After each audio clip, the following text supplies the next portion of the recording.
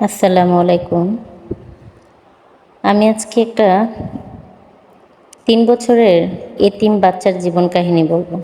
একটা ৩ বছরের বাচ্চা যখন এতিম হয়ে যায়, সেই বাচ্চার জীবন কাহিনী আজকে আমি বাস্তব জীবন কাহিনী তুলে ধরবো। পুরোটা শুনবেন, আশা করি ভালো লাগবে। একটা ৩ বছরের বাচ্চা। সালটা ছিল ১৯৯২ সালের ২৭ জানুয়ারি। জন্ম নিল এক ফুটফুটে ছেলে সন্তান এক মধ্যবিত্ত পরিবারে। শিশুটির নাম রাখা হয় দুর্জয়। দুর্জয়ের বাবা ছিল একজন আর্মি কর্মকর্তা। দুর্জয়ের দাদা ছিল একজন সাধারণ কৃষক। ঘরে ছিল সৎ দাদি। দুর্জয়কে নিয়ে দুর্জয়ের বাবা আর মায়ের সুখের অন্ত ছিল না। দুর্জয়ের বাবা মা দুর্জয়কে নিয়ে অনেক স্বপ্ন বুনেছে। দুর্জয় একটু একটু ছোট ছোট পায়ে টুপটুপ করে হাঁটতে শিখেছে। আধো আধো কণ্ঠে মা বাবাকে ডাকতে শিখেছে। পাকা পাকা কথা বলতে শিখেছে। বাবার তখন আর চাকরিতে কি মন বইছে? কবে ফিরবে বাড়ি, দেখবে কলিজার টুকরা সন্তানকে, এই ভেবেই দিন গুনত। আর বাবা বাড়ি ফিরলে দুর্জয়ের খুশির সীমা থাকতো না। সারাদিন বাবার সাথে খুনসুটি, বাবাকে ছাড়া যেন কিছুতেই চলে না দুর্জয়ের। বাবা আবার চাকরিতে চলে যাওয়ার সময় সে কি কান্না। তখন তেমন কোনো যোগাযোগ ব্যবস্থাও ছিল না। খুব জরুরি হলে দূরে গিয়ে টেলিফোনের মাধ্যমে কিছু কথা হতো দুর্জয়ের বাবা মায়ের। দুর্জয়ের জন্মদিন এলে দুর্জয়ের বাবার খুব কষ্ট হতো ছেলেকে না দেখে। যারা প্রথম বাবা মা হয়েছেন তারাই হয়তো এই অনুভূতিটা বুঝতে পারবেন। দেখতে দেখতে দুর্জয়কে নিয়ে তাদের ৩ বছর কেটে গেল। দুর্জয়ের বাবা বিয়ের পর চাকরিতে জয়েন করেছিল। মাত্র ৪ বছর হলো। দুর্জয়ের বাবা যে বিবাহিত তা তার অ্যাপয়েন্টমেন্টের কেউই জানে না। একদিন সারা রাত দুর্জয় খুব কান্নাকাটি করছিল। তার মা তাকে কতবার শান্ত করার চেষ্টা করছে, কিন্তু কিছুতেই কিছু হচ্ছে না। দুর্জয় খুব কাঁদছে, ফুপিয়ে ফুপিয়ে কাঁদছে। ওর চিৎকারে মনে হচ্ছে যেন ওর শরীর খুব জ্বালা করছে। এরকমভাবে কাঁদতে কেউ দেখেনি দুর্জয়কে এরকমভাবে কখনো কেউ কাঁদতে দেখেনি। ওর দাদা দাদি সবাই ওর কান্না থামানোর খুব চেষ্টা করছে, কিন্তু দুর্জয়ের কান্না যেন বেড়েই চলেছে। এই কান্না যে কিসের তা কেউ জানে না। এভাবেই সারা রাত কেটে গেল। দুর্জয় একটু ঘুমোচ্ছে আর একটু পরপরই চিৎকার করে কাঁদছে। মনে হচ্ছে যেন দুর্জয় স্বপ্নে কিছু দেখতে পাচ্ছে, যা ও কিছুতেই বোঝাতে পারছে না আর সহ্যও করে নিতে পারছে না। এই যেন এক বুক ফাটা আর্তনাদ। সকালে দুর্জয়কে ডাক্তার দেখানো হলো, কিন্তু ডাক্তার কিছুই বুঝতে পারল না। পেট ব্যথা বলে সাধারণ ওষুধ দিয়ে গেল। এদিকে দুর্জয়ের বাবা এর কিছুই জানে না। দুপুরে দুর্জয়ের বাবাকে বলা হলো একটি পুকুরে একটি কাজের জন্য নামতে হবে। দুর্জয়ের বাবা পুকুরে গিয়ে ডুব দিল। অনেকক্ষণ তাকে আর দেখা গেল না। কিছুক্ষণ পর সে পানির উপরে ভেসে উঠল। তার সমস্ত শরীর সাদা হয়ে গিয়েছে, যেন তার শরীরে কোনো রক্ত নাই। আর্মির লোকেরা দেখতে পেয়ে তৎক্ষণাৎ ব্যবস্থা নিল। বুঝতে পারল পানিতে ইলেকট্রিক তার ছিঁড়ে পড়ে আছে, যার জন্য সে ইলেকট্রিক শক খেয়ে মারা গিয়েছে। আর কিছুই করার ছিল না। দুর্জয়ের বাবার লাশ নিয়ে আর্মি অফিসাররা সবাই তার বাড়িতে এসে পৌঁছালো। এখানে এসে তারা বুঝতে পারল লোকটি বিবাহিত এবং বাচ্চাও আছে। তখন আর্মি অফিসাররা বোর্ড মিটিং বসে সিদ্ধান্ত নিল এবং সেই অনুযায়ী বাবা, ভাই এবং স্ত্রীকে চেক দেওয়া হলো, কিন্তু সন্তানের টাকা কাউকে দিল না। বলল ছেলের ১২ বছর পূর্ণ হলে ছেলে টাকা পাবে। এইভাবে হঠাৎ করে আসা একটি ঝড়ে একটা সুখের সংসার তছনছ হয়ে গেল। দুর্জয়ের মা দুর্জয় যেন পাল ছাড়া নৌকার মতো মধ্যম সাগরে তখন ভাসছিল। দুর্জয়ের মা কিছুদিন দুর্জয়ের মামার বাড়িতে গিয়ে থাকতো, আবার কিছুদিন শ্বশুর বাড়িতে থাকতো। এইভাবে তাদের জীবন চলছিল। ঘরে ছিল সৎ শাশুড়ি। আশেপাশের অনেক লোকেরা করতো আবার বিরক্ত, কারণ ১৭-১৮ বছরের একটা মেয়ে যখন বিধবা হয়ে যায় তখন অনেকেরই কুদৃষ্টি থাকে ওই মেয়েটির ওপরে। তার আশেপাশে কিছু লোক ছিল মেয়েটিকে খুব উত্ত্যক্ত করত, দেখতেও খুব সুন্দরী ছিল বিধায়। তখন দুর্জয় নানা নানি ডিসিশন নিল দুর্জয়ের মাকে অন্যত্র বিয়ে দিবে। দুর্জয়ের মা শুনে তো তখন দুর্জয়ের মা অনেক বাধা দেওয়ার চেষ্টা করেছে যে সে বিয়ে এখন করবে না, দুর্জয়কে নিয়ে আর সে বাঁচতে চায়। বিয়ের ঠিক আগের দিন রাতে দুর্জয়ের মা সারা রাত অনেক কেঁদেছে। দুর্জয়কে বুকে নিয়ে সারাটা রাত দুর্জয়ের মা আর্তনাদ করে করে কেঁদেছে যে এই বুঝি আমার ছেলেকে বুকে নিয়ে ঘুমানোর শেষ দিন, আজকের পর বুঝি আর আমার ছেলেকে বুকে নিয়ে ঘুমাতে পারবো না। আর আস্তে আস্তে প্রত্যেকটা দিন তো দুর্জয় বুঝতেই পারবে মা বাবা ছাড়া বেঁচে থাকা যে কতটা কষ্টের।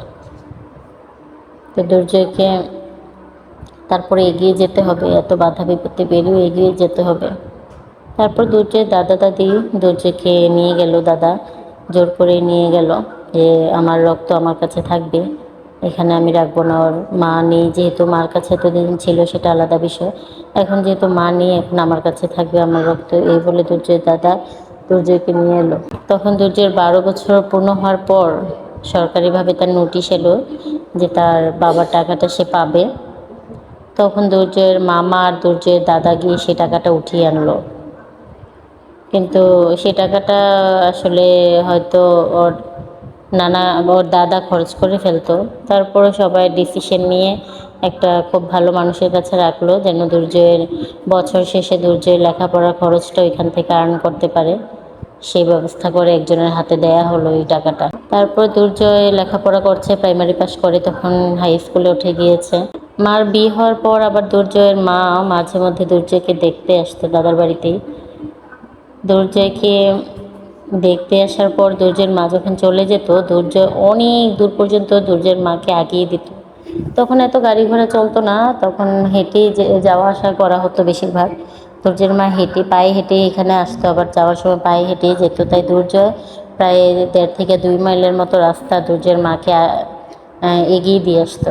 তখন দুর্জয়ের মা যাওয়ার সময় যে কথাগুলো দুর্জয়কে বলতো প্রত্যেকটা কথা দুর্জয় মাথায় গেঁথে নিত, আর কোথায় কোন কথাটা বলতো সেটা যেন সবসময় ও উপলব্ধি করতো। দুর্জয়ের মাকে দুর্জয় এগিয়ে দিয়ে আসার পর যতক্ষণ দুর্জয়ের মাকে পিছন থেকে দেখা যেত ততক্ষণ দুর্জয় দাঁড়িয়ে থাকতো দুর্জয়ের মাকে সেই দেখার জন্য। দুর্জয়ের মা দূর থেকেও বলতো তুমি বাড়িতে চলে যাও, বাড়িতে চলে যাও, কিন্তু দুর্জয় নিথরভাবে দাঁড়িয়ে থাকতো। দুর্জয়ের মা চলে যাওয়াটা দেখতো পিছন থেকে। আর রাতে ঘুমানোর সময় দুর্জয় খুব কাঁদতো দুর্জয়ের মার কথা ভেবে, যে কত বছর আগে মা তোমার সাথে যে শেষ ঘুমিয়েছিলাম। দুর্জয় যখন স্কুল ছুটি দিত, দুর্জয়ের স্কুল ছুটি দিলে দুর্জয় দৌড়ে আবার যেত যেখানে দুর্জয়ের মাকে এগিয়ে দিয়ে আসতো, সেই জায়গায় দুর্জয়কে দাঁড়িয়ে থাকতো। সেই জায়গাটায় গিয়ে দুর্জয় দাঁড়িয়ে থাকতো আর যেতে যেতে পুরোটা রাস্তা দুর্জয়ের মায়ের পায়ের ছাপ কোথাও আছে কিনা সেটা খুঁজতো। একদিন বৃষ্টির কারণে বাহিরে খুব কাদা ছিল, সেই কাদার মধ্যে দুর্জয়ের মায়ের পায়ের ছাপ পড়েছিল এক জায়গায়, মানে জুতোটা অনেকখানি ডেবে গিয়েছিল। তো সেটা প্রতিদিন দুর্জয় গিয়ে সেই পায়ের ছাপটা দেখতো আর মায়ের কথা ভেবে খুব কাঁদতো। এভাবে তার জীবন চলছিল। সে আস্তে আস্তে যখন 7-8-এ উঠলো তখন তার হঠাৎ করে একটা মেয়েকে ভালো লাগতে শুরু করলো, তার ক্লাসেরই একটা মেয়ে। সে জানতো না মেয়েটি তার ক্লাসের, কিন্তু হঠাৎ একদিন জানলো, কারণ ওই স্কুলে তখন ছেলেমেয়েদের আলাদা বসানো হতো, একই ক্লাসের ছেলেমেয়েদের একসাথে বসানো হতো না, আলাদা আলাদা বসানো হতো, ছেলেরা এক রুম মেয়েদের অন্য রুম। তো একটা কৌতুক প্রতিযোগিতা দেওয়া হয়েছিল, ওইখানে দুর্জয় ফার্স্ট হয়েছিল, মেয়েটি সেকেন্ড হয়েছিল। তখন দুর্জয় মানে জানতে পারলো, জিজ্ঞেস করলো মেয়েটিকে, জানতে পারলো মেয়েটি ওরই ক্লাসমেট। তো সেখান থেকে দুর্জয়ের কিছু কিছু ভালো লাগতে শুরু করলো মেয়েটিকে।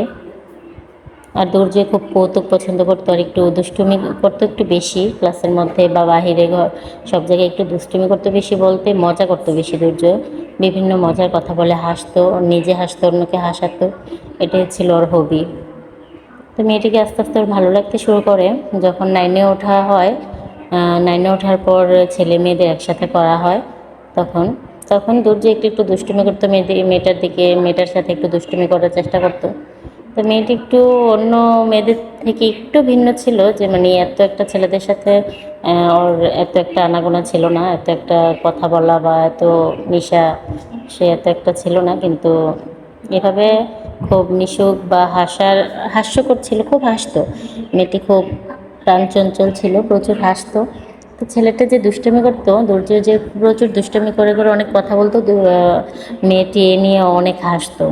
তো দুর্জয় প্রায় সময় মেয়েটির দিকে তাকিয়ে থাকতো, সেটা মেয়েটা কখনো খেয়াল করে নাই বা অত দুষ্টুমি করে সেটাই জানে, যাই বলতো সেটা দুষ্টুমির ছলে নিয়ে নিত। তো দুর্জয় মাঝে মধ্যে না দুইটা গান প্রায় সময় গাইতো। একটা গান হচ্ছে বধুয়া বধুয়া বলে কানেরি দুল নাকেরি ফুল, বধুয়া বধুয়া বলে হাতের বালা গলার মালা, বধুয়া বধুয়া বলে কোমরেরই বিছারে, বধুয়া বলে রে পায়ের মন আজ চঞ্চল চঞ্চল বড় চঞ্চল চঞ্চল। আরেকটা গান দুর্জয় গাইতো মাঝে মধ্যে।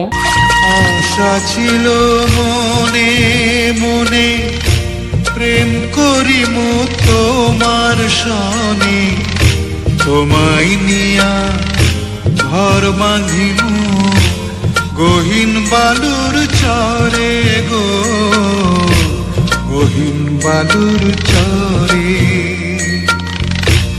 আশা ছিল মনে মনে। একদিন স্কুলের স্যারও বলেছিল একটা গান গাওয়ার জন্য দুর্জয়কে, তখন দুর্জয় সামনে দাঁড়িয়ে এই গানটা গাইছিল আর মাঝে মধ্যে মেয়েটার দিকে তাকাচ্ছিল। আজকে এই পর্যন্ত বললাম। আপনারা যদি দুর্জয়ের আর বাকিটা জীবনী শুনতে চান, অবশ্যই আমার পাশে থাকবেন আর আমাকে কমেন্ট করে জানাবেন গল্পটা বা বাস্তব জীবনীটা কেমন লাগলো। তাহলে আমি পুরোটা গল্প পরে শেয়ার করছি।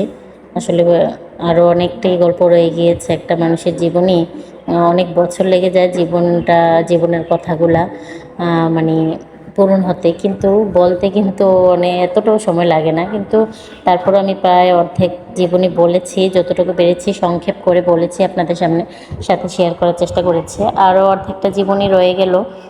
আপনারা যদি জানতে চান তাহলে আমাকে কমেন্ট করে জানাবেন, অবশ্যই আমি আপনাদের সাথে শেয়ার করব। আজকে এই পর্যন্তই। আল্লাহ হাফেজ। আর পরের জীবনীতে কিন্তু থাকবে দুর্জয় মেয়েটিকে পেলো কিনা। দুর্জয়ের কিন্তু একটা অপশন আছে, দুর্জয় এসএসসি পাশের পরেই নাকি দুর্জয়ের বাবার চাকরিটা পাবে, কারণ দুর্জয়ের বাবা একজন আর্মি সেনা কর্মকর্তা ছিল। সেই দুর্জয়ের নিজের বাবার চাকরিটা পাবে। তারপর আরও অনেক কিছু আছে তার জীবনে। তার তার সেই সূত্রে বলছি মেয়েটা কি পাবে কি না, তারপর তার জীবনে আরও কী কী ঘটনা ঘটে গেল, সে দুইটা বিয়ে করতে হয়েছে পরবর্তীতে, আরও অনেক কিছু আছে পরবর্তীর কাহিনীটা, সেটা সিক্রেট রইল। আপনারা যদি জানতে চান অবশ্যই আমাকে জানাবেন। আজকে এই পর্যন্ত। আল্লাহ হাফেজ।